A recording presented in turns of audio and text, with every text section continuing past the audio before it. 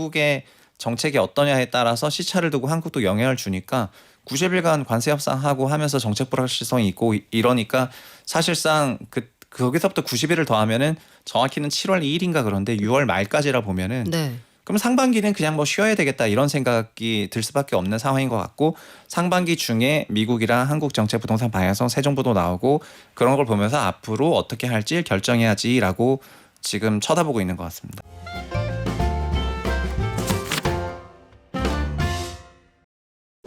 여러분, 봄이 되니까 제가 자꾸 시상이 떠올라서 조기 대선이 만약에 사람이라면 요즘 같은 땐 어떤 시를 지을까 생각해봤어요. 시의 제목은 아마도 세종시. 토허제가 가고 나니 조기 대선 와 있었네. 세종시 입장에선 그러지 않을까요? 요렇게 부동산 시장의 관망세라고 하는데 세종시 집값은 나홀로 올라갑니다. 그리고 부동산이 어떻게 될지 잘 모를 때 부동산 전문가들은 어디다 투자할까요? 요런 팁까지 커넥티드 그라운드의 최상욱 대표에게 한번 들어볼게요. 안녕하세요. 예, 안녕하세요. 최 대표님 연초에는 일본에 가 계셨다고 제가 들었는데 맞아요? 아, 예, 맞습니다. 네, 한 달 살기 하는 동안 도쿄 일대 임장도 하셨다고 들었는데 요즘 그쪽은 부동산이 어떤가요? 일본 도쿄는 지가가 작년 연간으로 11% 상승을 했는데요.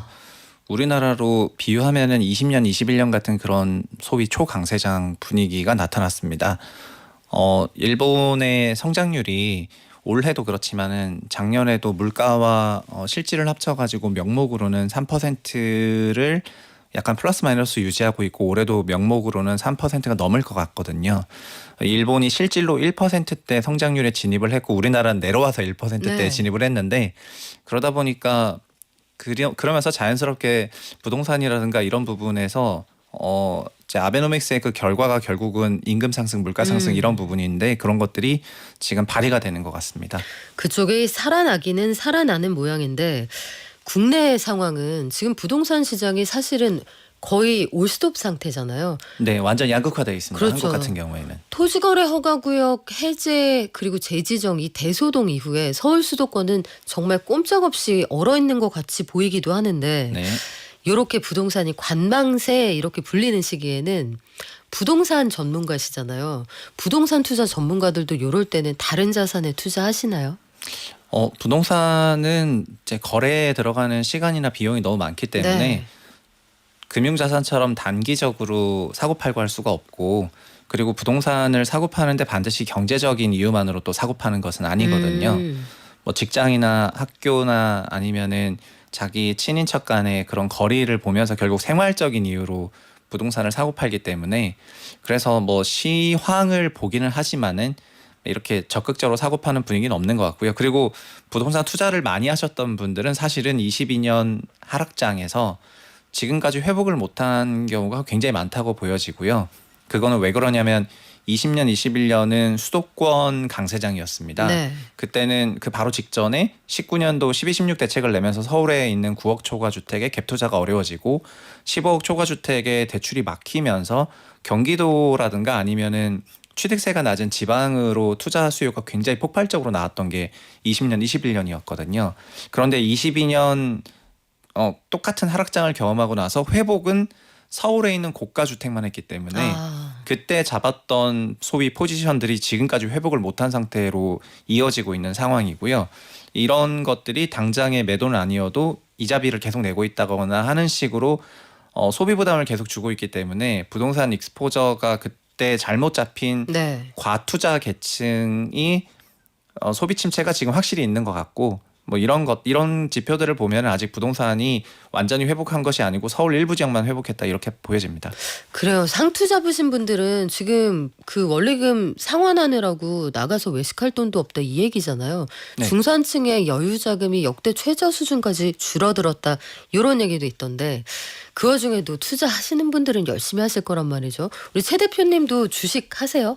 저는 저는 이제 부동산 시장을 분석을 오래 했지만은 뭐 부동산을 소위 산더미 같이 갖고 있고 부동산 좋다 할 수 없었기 때문에 거기까지만 듣고 깜짝 놀랐잖아요. 산더미 같이 갖고 있다는 줄 알고. 아니요, 이제 불가금 불가원해야 된다 생각해가지고 그 금융시장의 컴플라이언스 룰처럼 거리두기를 하고 있기 때문에 제가 부동산에 얘기할 때는 제 투자는 이제 주식으로 돌려가지고 투자를 하고 있습니다. 아, 그래요. 요즘같이 어려운 장에서도 어떻게 이 부동산 투자에 잔뼈가 굵은 우리 최 대표님은 수익률이 괜찮으십니까? 올해는 참고로 20년, 21년은 전세가 좋았던 증시장이었고요. 네. 22년부터 우리나라도 완연한 하락세와 박스권을 유지를 하고 있는데 한국 증시는 많은 분들이 오해하시는 게 한국 증시는 지수가 장기 상승하는 나라가 아닙니다. 그래요. 어떤 나라예요, 그러면? 그러니까 지수가 장기 상승하는 나라는 미국이나 일본 같은 민간 소비 비중이 높고 경제에서 수출이 차지하는 비중이 10%밖에 안 되는 내수 중심 국가들이 지수가 장기 상승하는 것입니다. 그렇군요. 그러니까 만약에 성장률이 3%가 지속된다고 한다면은 네. 미국, 일본 같은 경우에는 지수 베이스로 투자를 하시면은 장기간 묻어두었을 때 마치 서울에 있는 뭐 똘똘 한 채 같은 그런 장기 기대 효과가 존재하는 건데요. 한국은 경제에서 수출이 차지하는 비중이 거의 40% 육박하고 그 얘기는 글로벌에서 지금 활성화되고 있는 그 사이클에 딱 맞는 산업만 한국에서 좋다는 말이 되는 것입니다. 그렇지 않은 산업 같은 경우에는 한국의 내수 규모 자체가 작기 때문에 그리고 상장 기업의 면면을 보면은 사실 다 수출주예요. 상장 시가총액이든 영업이익 레벨을 보든 예를 들면 삼성전자, 하이닉스, 현대차, 기아차 합치면은 올해 영업이익 전망치가 약 100조가 좀 넘어가는데요. 네. 이들 기업이 사실 다 수출 기업이거든요. 그러네요. 그렇다면 반도체 사이클이 부합한다면은 그때 반도체가 올라가면서 지수를 조금 끌어올리는 거고 자동차 사이클이 온다면 자동차가 좀 올라가면서 반도체는 안 좋다면은 지수는 빠지지만 자동차 섹터는 좋은 것처럼 우리나라는 지수 중심으로 접근해서 되는 나라가 아니라 사이클에 잘 맞는 산업을 잘 고르면은 상대적으로 초과 성과가 나는 그런 나라입니다. 그래서 개인들이 뭐 코스피 200 베이스로 투자한다거나 네. 하셨을 때는 장기적으로 투자해도 10년 전 가격이랑 똑같은 경우가 굉장히 많이 있고요. 자꾸 슬픈 얘기 이렇게 담담하게 하실 거예요? 예, 그래서 네. 한국 증시와 미국 증시를 구분해서 투자하실 필요가 있다 이런 말씀드리겠습니다. 그러면은 최 대표님은 미국에 주로 투자를 하세요? 한국에 투자하세요? 저는 한국 위주로 많이 투자하고 미국은 자산 배분 차원에서 투자를 하는데 네. 미국의 경우에는 지수 베이스로 장기적인 퇴직연금 같은 것들을 미국 베이스로 넣어두면 된다고 생각을 하고요. 이거는 1, 2년이 아니라 십수년이나 20년 이상을 투자할 거기 때문에 이런 형태의 투자는 다 미국 지수 중심으로 하시면 되고 국내 증시 같은 경우에는 지금 현재 업사이클이라고 하는 네. 그런 부분에 잘 맞는 산업을 잘 고르시면 됩니다. 현재 22년부터 25년까지 봤을 때 최고의 업사이클 중에 하나가 방산이었고요. 그리고 화장품 대기업들은 다운사이클이었지만은 화장품 인디벤처 브랜드들은 소위 올리브영 신화와 함께 상당한 업사이클이고 그리고 피부 미용 의료기기들도 전부 모조리 업사이클입니다. 그리고 23년부터 24년까지는 하이닉스로 대표되는 AI 메모리 사이클도 업사이클이었습니다. 그래서 이런 업사이클이 왔을 때 우리나라 기업들은 굉장히 초과 상승하고 그런 경향이 있기 때문에 그냥 어차피 한국의 투자자분들이라면은 글로벌 동향을 보게 되어 있어서 이런 사이클들을 하시는 게 맞고요. 전형적인 다운 사이클 중에 하나가 건설이었고요. 그다음에 친중 관련 기업들, 유통 이런 섹터들은 전반적으로 다운 사이클이었습니다. 그래서 이 다운 사이클이니까 이런 거를 장기 투자하셨을 때는 상당히 손해가 있겠지만은 거꾸로 한국 증시의 특징은 그런 사이클 간 순환매를 잘 놓치지 말아야 된다는 부분이거든요. 그래서 다운 사이클 들어가더라도 나중에 업 사이클이 왔을 때 그 부분을 잘 대응하시면 되겠습니다. 그렇게 하고 계시는구나. 국내장은 지수에 투자하는 거 아니고 종목 장세, 사이클을 잘 타면 초과 수익이 날 수 있는 그런 장세라고 하셨는데 국내장을 사실 비관하는 의견들이 좀 많거든요. 최근 들어서 더더욱 그렇고 최 대표님 보시기에는 어떠세요? 그 비관이 결국은 지수가 오르지 않았기 때문에 제가 2000년대 초반부터 주시장에 있었지만 그 결국 생각해 보면은 국내 주시장 크게 오른 것도 없거든요. 종합적인 지수만 놓고 보면은 당장 10년만 놓고 보더라도 예를 들면 나스닥은 5,000에서 2만 갔다가 지금 16,000 온 거고요. S&P는 2,000에서 6,000 갔다가 지금 5,300 온 거거든요.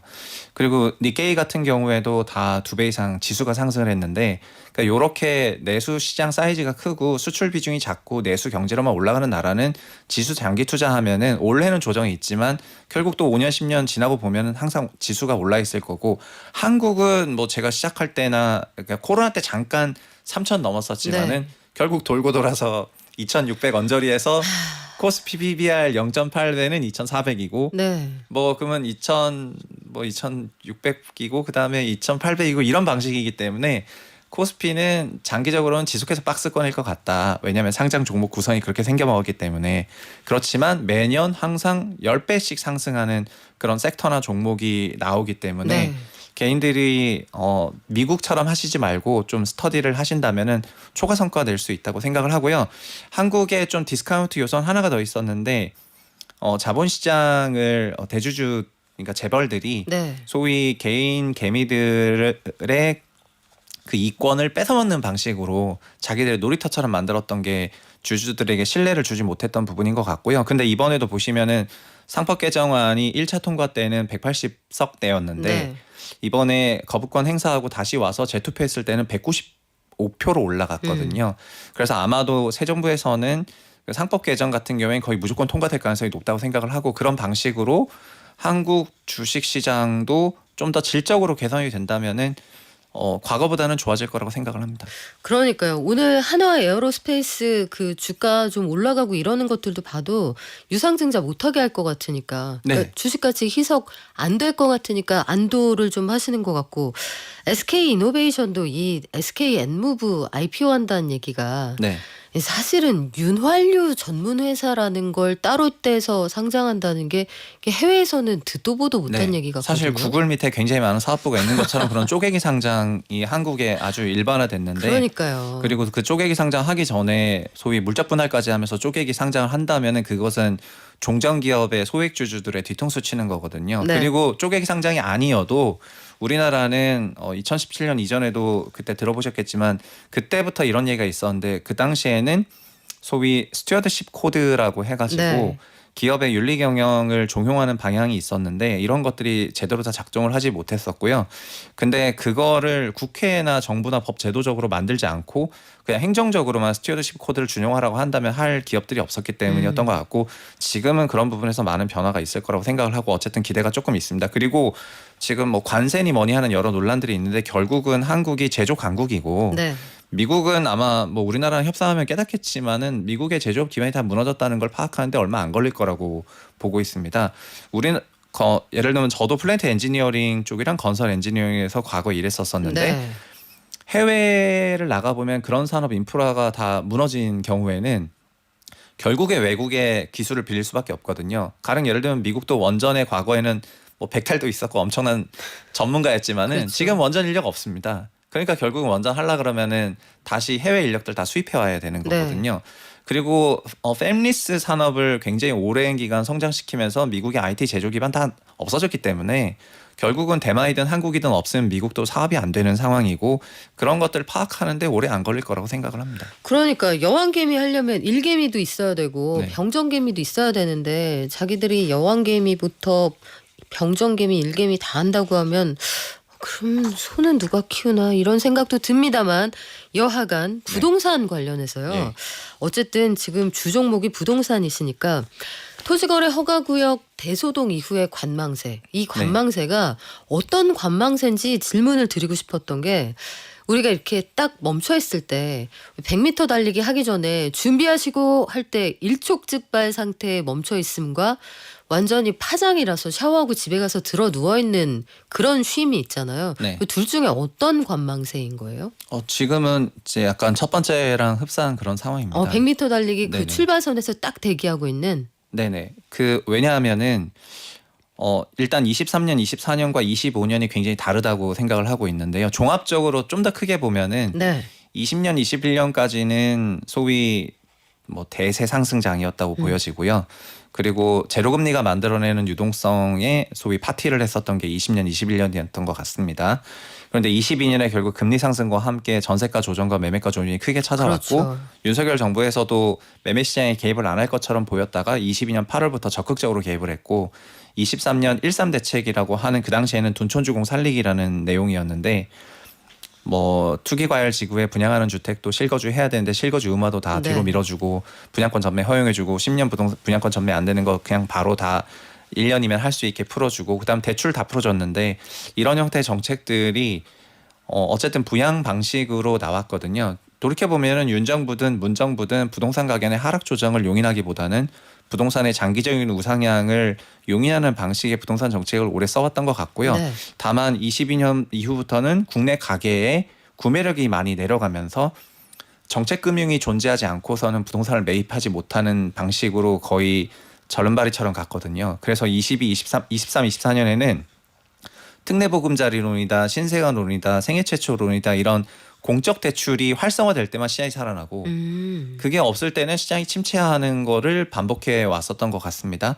그러다가 25년, 23, 24, 25년의 그 누적은 올해 늘어나고 있는데 어떻게 됐냐면은 시장에서는 한국의 초저출산과 뭐 소위 피크아웃 이론, 지방 소멸 이런 여러 가지 이슈로 인해 가지고 소위 사야 될 지역을 딱 정해놓은 상태가 돼버린 겁니다. 그러니까 지방에 있는 많은 주택들에 대한 매력이 떨어졌다고 네. 판단을 하고 사실상 지방에 계신 분들조차도 본인 주택을 처분하고 수도권에 특히 서울에 전세 낀 갭매수를 할 정도로 투자 수요가 수도권 서울 지역으로 쏠리다 보니까 말 그대로 과열 양극화가 발생을 한 그런 상태인 것 같고요. 이 과열 양극화를 열어준 게 토호제 해제였고 그러다 보니까 그 효과가 드러났고 네. 그거를 부랴부랴 막았는데 그러니까 시장에서는 다시 열어줄 때까지 좀 기다려야 되겠다는 그런 심리가 팽배하죠. 이런 상황에서 조기 대선을 들어가게 되니까 그때는 약간 또 머리가 아프다고 표현을 하고 싶은데 정책이 크게 바뀌면 한국은 어쨌든 바뀌거든요. 그러니까 새 정부의 부동산 정책이 어떤 방향으로 진행될지를 그냥 숨고르게 하면서 지켜보고 있는 것 같고요. 그리고 차제에 어쨌든 4월부터 미국 같은 경우에도 결국 미국의 정책이 어떠냐에 따라서 시차를 두고 한국도 영향을 주니까 90일간 관세 협상하고 하면서 정책 불확실성이 있고 이러니까 사실상 거기서부터 90일을 더하면은 정확히는 7월 2일인가 그런데 6월 말까지라 보면은 네. 그럼 상반기는 그냥 뭐 쉬어야 되겠다 이런 생각이 들 수밖에 없는 상황인 것 같고 상반기 중에 미국이랑 한국 정책 부동산 방향성 새 정부도 나오고 그런 걸 보면서 앞으로 어떻게 할지 결정해야지라고 지금 쳐다보고 있는 것 같습니다. 아, 시원하다. 우리 박성남님께서 우리 최상욱 대표님 대문자 T 아닌가요? 너무 그 주목되는 말씀을 해주셔서 마음이 아파요 하셨는데 이게 아마 콕콕 집어주신다 이런 말씀이신 것 같아요. 여러분 너무 좋지 않아요? 이게 그냥 그 차 떼고 포 떼고 딱 간결하게 그러면 이쯤에서 궁금해지는 게 두 가지가 있어요. 이런 관망세장 속에서 세종시 아파트 값이 오랜만에 굉장히 빠르게 올라가고 네. 있거든요. 세종시는 거의 주식으로 비유하면은 사이클 종목인 삼성전자 같은 종목인데요. 그러니까 민주당 정부가 집권하면 올라가고 그리고 이제 국민의힘 정부가 집권하면 하락하는 지역이 되겠습니다. 그 왜 그렇습니까? 왜냐하면은 민주당 정부는 전반적으로 대전, 세종, 충남의 제2 거점화, 특히 수도권 분산 네. 이런 형태의 정책을 오랜 기간 써왔기 때문에 마치 그냥 주식으로 비유하면은 뭐 바이오 기업이랑도 비슷하다고 할 수 있는데 그게 된다면 세종은 좋아질 것이다. 이런 기대감에 민주당 정부가 집권했을 때는 세종이 크게 올라가는 경향이 있고 임상 3상에 성공하면 네네. 주식이 굉장히 가치 있어질 것이다 이런 식으로. 네, 맞습니다. 근데 저는 세종의 부동산은 정말 정권 따라서 왔다 갔다 스윙 폭이 심한데요. 국민의힘 경우에는 여기는 시장 자유에 베이스를 하고 있고 도심 집중을 용인하는 부동산 세력이기 때문에 강남 중심의 현 도심 세력의 해체를 원하지 않거든요. 그러니까는 세종 대전 쪽에 그 제2축이 생긴다거나 하는 것들에 대해서 용인하지 않을 것이고 그렇다면 이 정부가 집권했을 때는 세종이 힘을 못 얻게 되는 것이죠. 그래서 지금 세종시가 다시 꿈틀거리는 거는 너무 자연스러운 현상인 것 같고요. 문재인 정부 때 세종이 크게 올랐었고 윤석열 정부 때 크게 조정받았고 그럼 새 정부에는 어쨌든 지금 야당이 우세하다고 봤을 때 그러면 그 기대감에 지금 미리 사는 거고 만약에 실제 달성되고 어저께 네. 또 발언도 했지 않습니까? 그렇죠. 이재명 후보 같은 경우에는 그런 걸 보면은 지금 소위 모멘텀이 붙은 건데 사이클 같은 종목이라고 말을 하고 싶습니다. 부동산. 근데 이번에는 그 한동훈 국민의힘 전 대표나 아니면 개혁신당의 이준석 의원 같은 경우에도 세종시를 행정수도로 만들겠다 혹은 대통령실을 이전하겠다 이런 이야기를 하잖아요. 네. 그러면 여러 대선 주자들이 한마디씩 언급을 하면 요거 이번에는 진짜 사이클이 아니라 현상으로 쭉 가는 거 아니에요? 네. 그런데 2004년 그 세종천도 관련 헌법재판 판결에서 그 헌재 결정문의 핵심은 수도를 규정한 적은 없지만 헌법에 그 수도라는 것의 핵심 기능은 대통령실, 국회 그리고 정부 주요 기관이 존재하는 데를 수도라고 먼저 규정을 하고 네. 그게 현재 서울에 있기 때문에 서울이 관습상 수도라는 거거든요. 그런데 그래서 대통령실과 국회와 그 행정부 주요 부처를 세종에 완전 이전할 수는 현재는 없고요. 그러니까 제2부처를 부속실을 만든다고 하는 방식으로 가는 것이죠. 그리고 그걸 완전히 이전하려면 결국 수도를 법률로 정한다고 헌법을 바치고 나서 법률에서 수도는 뭐 서울로 한다 이렇게 하게 되는 건데 그렇게 하게 되면은 뭐 어느 정부는 그럼 올해 수도는 뭐 부산으로 합시다. 부산 잠깐 갔다가 뭐 올해 수도는 세종으로 합시다. 아니면 기능적으로 네. 행정은 여기로 하고 이제 상업은 뭐 경제는 서울로 하고 이런 식으로 기능적으로 쪼개 가지고도 야. 할 수 있겠지만은 네. 현재는 그냥 그러니까 부속 기능들을 갖다 붙이는 수준에서만 할 수가 있고요. 완전히 이전하기 위해서는 2004년 헌법재판소의 판결을 뒤집어야 되니까 현재는 어렵다고 보여집니다. 그래요. 이게 사실 사이즈가 굉장히 큰 공사라는 말씀을 해주신 건데 7월부터 그러니까 새 정부가 어쨌든 구성이 된 이후에 DSR 3단계란 강력한 대출 규제가 네. 나와요. 이게 새 정부가 어떤 정책을 내놓게 되든 굉장히 큰 영향을 미치지 않을까 싶은데 만에 하나 부동산 관련해서 내가 사볼까 하는 마음이 있는 분들은 그러면 실수요자예요. 그럼 타이밍을 언제로 잡는 게 좋을까요?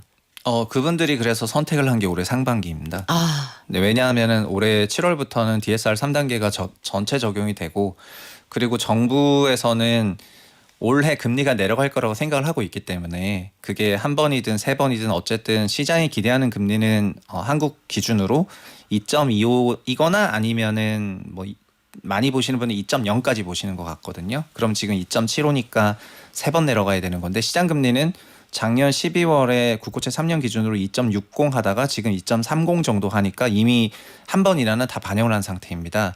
근데 금리가 내려가게 되면 대출 금리가 내려가고 대출 금리가 내려가면 전세 가격이 올라가게 되는데요. 그렇죠. 그렇다 보니까 전세 가격이 올라가면 매매 가격이 올라가고 매매 가격이 올라가면은 부동산으로 유동성이 쏠리게 되는 것을 방지하기 위해서 올해 5월부터 5월, 6월, 7월 순차적으로 지속해서 부동산 대출 규제를 내거든요.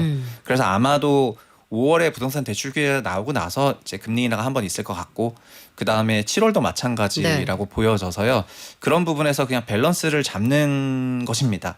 그러니까 금리가 인하되면 무조건 유동성이 흘러간다 이런 게 아니라 유동성이 덜 가도록 장치를 만들어 놓고 금리가 내려가는 그런 과정이 있을 거라고 저는 생각을 하고 있고요. 다만 이런 전반적인 게 지난 3년간 있었기 때문에 네. 올해도 그럴 건데 보면은 결국은 부동산 시장이 경착륙을 유도한다 이런 것은 또 아닙니다. 그러니까 부동산으로 경착륙을 유도하려는 현 정부 정책이 그동안 나온 적은 없었고요. 그렇죠. 그냥 과잉 유동성이 가는 것만 막고자 하는 부분이기 때문에 결국은 이제 윤석열 정부도 주택 시장이 장기적이고 지속적으로 꾸준하게 그냥 우상향하는 정도에서 가계부채 관리하는 수준의 제 거시경제 관리 정책들을 쓰는 것 같다 그렇게 해석하고 있습니다. 아, 알겠습니다. 야, 정말 간명하게 말씀해 주셔서 사이다 한 잔 마신 기분입니다 하셨는데 김명환님 찌찌뽕 저도 똑같은 생각이에요. 지금까지 커넥티드 그라운드 최상욱 대표와 함께했습니다. 고맙습니다. 네, 감사합니다.